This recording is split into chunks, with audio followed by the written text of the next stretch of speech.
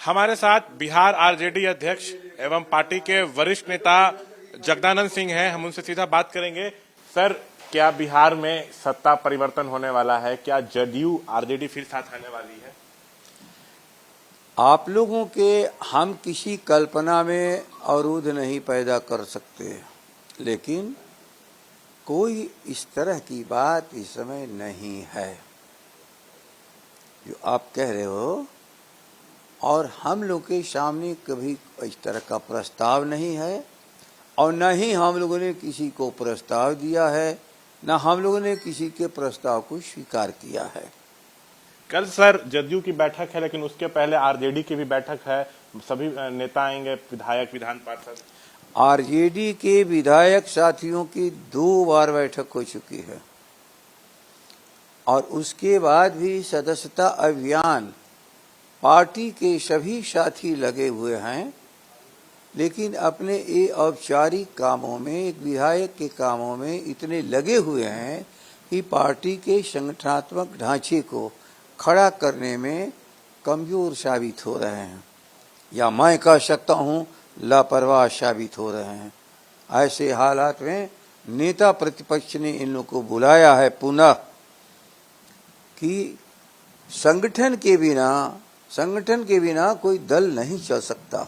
संघर्ष हो या कोई चुनावी राजनीति हो, 24 और 25 का चुनाव का महाअभियान राष्ट्रीय जनता दल के राष्ट्रीय अध्यक्ष जी ने शुरू किया था, और जो अपने राष्ट्रीय जनता के राष्ट्रीय अध्यक्ष के अभियान में सहयोग नहीं कर रहा है, वो शायद हम उन्हें निर्दोष नहीं मान सकते हैं। इसलिए अब हमारा समय, चूंकि 10-11 से चुनाव होने जा रहा है, तो हमारी बाध्यता थी कि हम उन लोगों से एक बार और बात कर लें। ये 24-48 घंटे में सारे चीजों को आप समेटिए और ला करके सारी सूची यहाँ सुपुर्द करिए, ताकि उसके आधार पर हमारी प्राथमिक चुनाव की शुरुआत हो सके। सर, क्या मतलब नीतीश जी के लिए महागठबंधन में कोई जगह नहीं, क्योंकि उधर कई मुद्दों पर टकरार और आरसीपी प्रकरण को लेकर भी बीजेपी जदयू में टकरार हो गया। नीतीश के लिए कोई जगह नहीं है महागठबंधन में? वो तो है एक जगह। अब आरसीपी और उनका क्या मामला, हमने तो अनेकों लोगों को निकाला जो गलतियां किया, बाकी वो अपने दल के अध्यक्ष हैं, किसको निकालते हैं, किसी को रखते हैं, उनका विशेषाधिकार है। अध्यक्ष जाने अनजाने जो संविधान है उसके मुताबिक अध्यक्ष के वचन को अंतिम माना जाता है, उसके फैसले को। अब वो अध्यक्ष की हैसियत से क्या फैसला ले रहे हैं, ये उनका विषय है। उधर सर एक खबर है कि आपने सभी प्रवक्ताओं को शायद कुछ सूची जो है उसको रद्द की है। नेता प्रतिपक्षी अब सिर्फ बयान देंगे और आप देंगे, इसके बारे में भी जानना चाहेंगे। उसका कारण है, इस समय हमारा तो एक नया सिरा से गठन होने जा रहा है, तो एक तरह से हमारे भी अधिकार का अधिकांश हिस्सा हमारे राष्ट्रीय चुनाव पदाधिकारी और चुनाव पदाधिकारियों के पास चला गया है। हम किसी को नए नियुक्ति नहीं कर सकते। जो चुनाव कमीशन के वक्त